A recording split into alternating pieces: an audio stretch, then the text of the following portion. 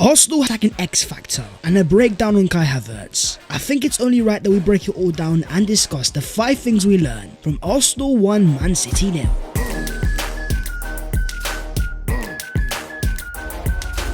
Yo, what is going on, guys? My name is Babs14. Welcome back to your boys channel, and I know you guys are doing sensational because Arsenal have finally beaten Man City. It was beautiful scenes at the Emirates Stadium. So as per, smash a like on the video if you enjoy, subscribe to the channel if you are new, and help your boy on his road to 200,000 subscribers. But starting off with Arsenal's defensive masterclass. Keeping a clean sheet against Erling Haaland is one thing, but Arsenal went one step further, holding Man City to 4 shots in total, only 1 on target. That is the fewest ever by a Pep Guardiola side ever since he's joined. There was one player that summed it up. Arsenal's official player of the match, we're talking Declan Rice. Yet again, a monstrous performance of a 7.7 rating. 58 touches, 36 accurate passes, 2 key passes, 2 accurate long balls. Look at these defensive numbers: 2 clearances, 1 block shot, 3 interceptions, 3 tackles, as well as 1 important clearance off the line. Rice's heat map is very interesting.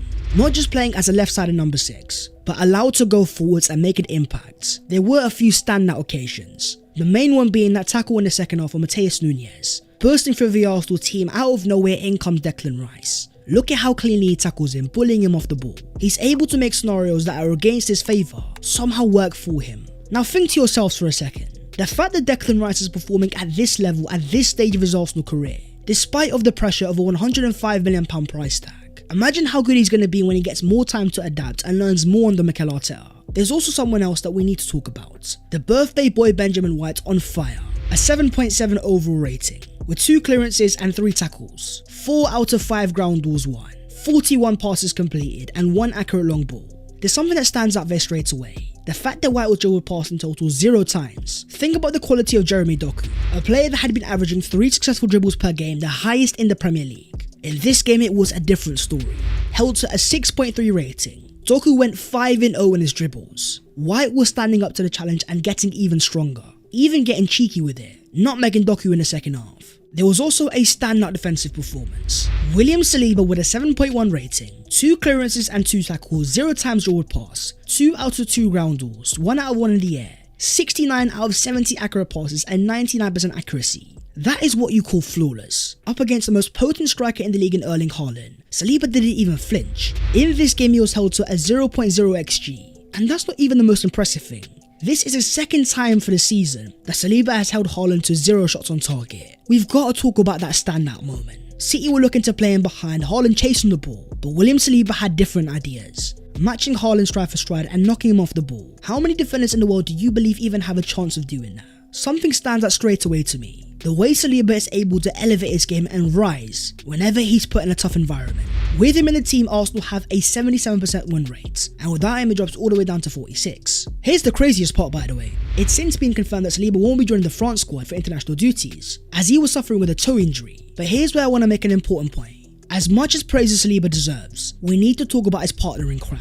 A 7.2 rating for Gabriel Martinelli, with 1 block shot, 3 interceptions and 1 tackle, 2 ground balls won, and 54 accurate passes. We are seeing Gabriel evolve emotionally. Look at the way he dealt with Haaland in this game, cold-blooded and assured. We are seeing less and less mistakes, and we are seeing more and more composure. We have to talk about this partnership now. Gabriel and Saliba, both under the age of 25, both signed down to long-term contracts. Where do they rank in terms of the best of the Premier League? There was also another very intriguing performance. Alexander Zinchenko as a left back, a 7.0 overall rating, and a heat map all over the left hand side, with 1 interception, 2 tackles, 2 out of 2 ground balls, 31 accurate passes and 1 key pass. There was something very important about this performance. As soon as Guardiola brought on Doku, Zinchenko didn't go hiding, tackling Doku 2 times out of 2. Mikel Arteta made a very clever move, throwing on Takehiro Tomiyasu to shore things up. That is a sign of Mikel Arteta evolving as a manager, being proactive instead of being reactive. This was Arsenal's first home clean sheet of the season in the Premier League. Think about how scary this defence could be once we get the returning Yuri and Timber. Moving on to the second thing, Arsenal's patience. This was a tactical battle, and in the first half there was something missing. Arsenal were lacking fear factor, with Man City pressing and trying to force Arsenal to make a mistake. The likes of David Raya, Saliba and Gabriel were getting way too many touches, and there was an obvious reason behind that. Arsenal were lacking the outball. The likes of Nketiah and Trossard were underperforming. Look at Trossard's numbers: 13 touches in total, 9 accurate passes, 0 ground balls won. Arsenal weren't giving Man City anything to be wary about. That made City even more aggressive, because they weren't fearful of the Arsenal attackers. In terms of overall XG, it was very even. Arsenal 0.42 and City 0.65. Look at the overall stats and you will see a very even game. Near identical in terms of possession and passes completed. The exact same amount of final third entries. Arsenal with a slightly higher expected threat created. There was a clear change in the second half. Arsenal became more aggressive. The likes of Rice more adventurous. They began to impose themselves on Man City and ask them questions. The field tilt shows exactly that. Arsenal with a whopping 65% in total. It shows they were able to get the territory, get the ball to the final third. There was one very important player in terms of control. We are talking Jorginho. A 6.7 rating with 75 minutes played, 77 touches and 63 accurate passes. The most impressive part was the composure. Despite getting a yellow card in the first half, Jorginho was unfazed. The prime example of experience. Lovely passes in behind to find Ben White. We have to understand Jorginho's quality. The fact that a former UEFA Men's Player of the Year is Arsenal's third choice number 6, but in order to win the game, Arsenal turned to their number 1. On came Thomas Partey for his first game back, and in 15 minutes he had a 6.7 rating. 17 out of 18 passes, 1 accurate long ball. There's a reason why this was a game-changing move. Look at these stats here.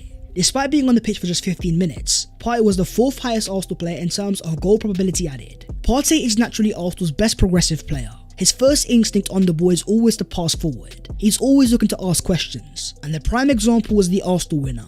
Partey picks out a lovely run in behind to find Takehiro Tomiyasu. It's no surprise why that as soon as Partey entered the pitch, Rice became more and more adventurous, driving the ball forwards and combining with Gabriel Martinelli. We finally saw Arsenal's best midfield three of Odegaard, Rice and Partey. But more importantly, game management. After Arsenal took the lead, they were able to keep 66% of the ball. To see a game out like that against this level of Man City, not give them a single sniff in them opening, this Arsenal team is clearly learning.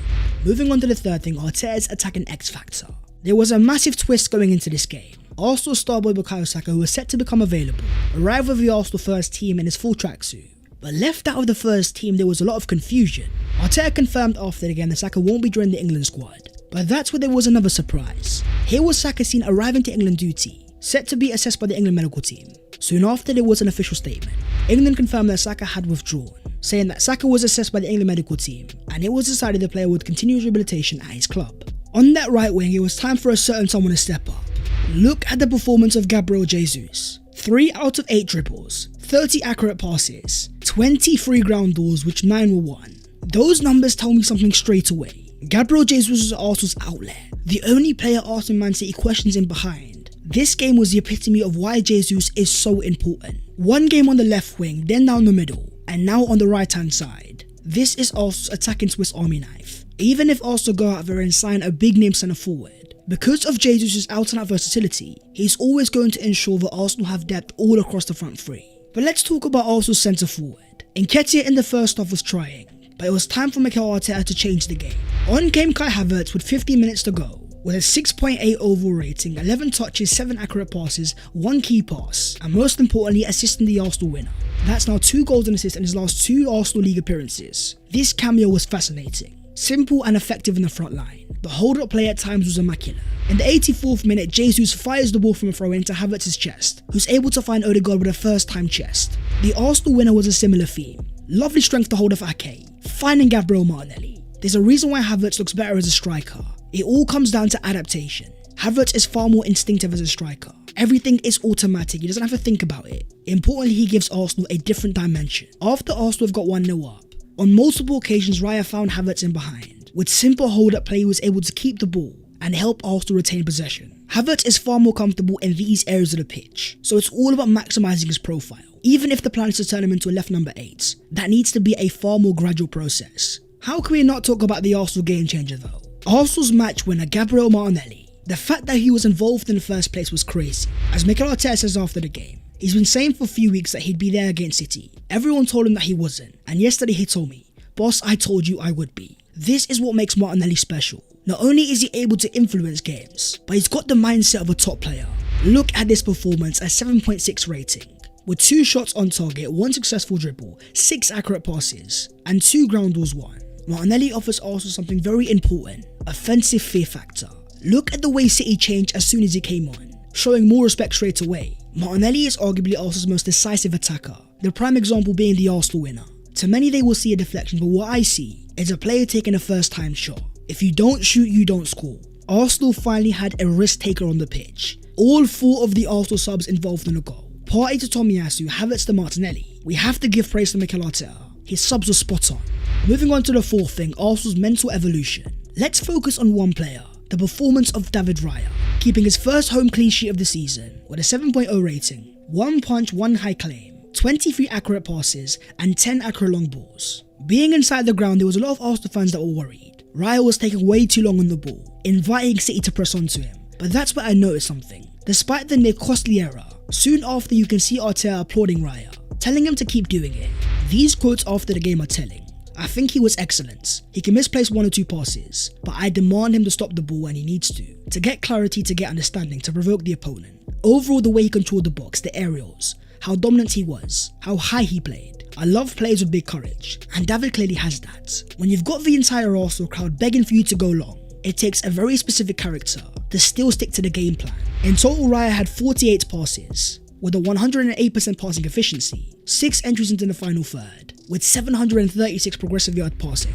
You can see there was variation, sometimes going long and sometimes going short. The plan was to invite City into pressing, trying to open up space in behind, and then trust Raya's long passing ability to find the likes of Jesus in behind. On Raya, Arteta says the height that he played, he's got big ones. When the crowd goes like this, other players just start to kick balls everywhere. I said make sure you don't do that. He didn't do that, and at the end he was rewarded. That may be a reference to Aaron Ramsdale, who's definitely got the ball playing ability, but we have seen time and time again when he's pressed, he can start to panic. Raya was far from perfect, but he showed something very important. The ability to stay cold in game, not fall under fan pressure, recompose and go again. Arsenal in this game showed character, and there was one more play that summed it up. The Arsenal captain Martin Odegaard with a 7.1 rating, 30 accurate passes, 2 key passes, 2 accurate crosses, 1 successful dribble and 5 ground balls won.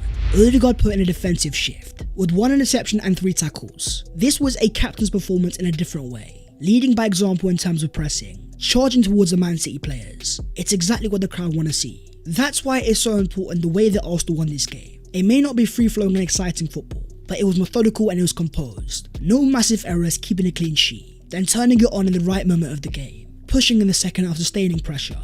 This was a concentrated Arsenal performance, one that showcased maturity. Moving on to the 5th thing, Arteta's big moment. This was a gargantuan victory. Look at the way he celebrated the Arsenal winner, the joy on his face, turning straight to his coaching staff. Arteta has now beaten all 24 of the teams that he's faced in the Premier League, and it's their first league win against Man City since 2015, breaking a 12-match winless streak. This leaves Arsenal in a very important position, over the mental hurdle of Man City, with back-to-back wins if you count the Community Shield. But what did Pep Guardiola have to say after the game? He says that Arsenal started the second half really well with rhythm. Then it was tight and they got a deflection goal. They won. Congratulations to them. There was that moment after the game, involving Arsenal set-piece coach Nicolas Jova and an altercation with Kyle Walker. What I can see here is bitterness. Walker refusing to shake his hand. Guardiola says, I know what happened but I won't say. They know it. And Arsenal should have had this game easier.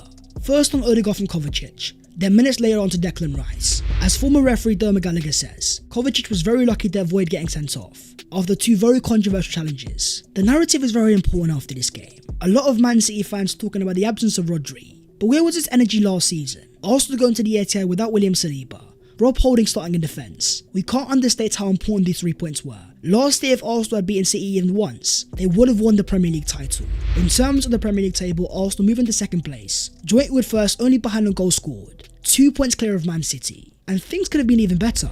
Avoid the Saka error against Fulham, and then Jorginho against Tottenham. Arsenal could have been on maximum points. The next 6 games are interesting. Chelsea away, Sevilla away, Sheffield United at home, West Ham away, Newcastle away and Sevilla at home. The international break is here and at a very important time. The likes of Saliba and Saka are being rested. There's one thing that I want to see after the international break. Mikel Arteta being consistent, trusting the Arsenal midfield of Partey, Rice and Odegaard, ensuring that Arsenal had the right balance. It's now time for Arsenal to find some rhythm. That is the video there and there though, so hopefully you guys have enjoyed. If you have, don't forget to smash like and also subscribe to the channel if you are new. If you want to follow your boy on all of his social medias, then the links are down below in the description. But that was the 5 things we learned from Arsenal 1, Man City 0. Listen to how sweet that sounds. Arsenal finally being City, a long time coming, sensational scenes at the Emirates Stadium, and now it's time for the international break. I'll see you next time, take care and in a bit.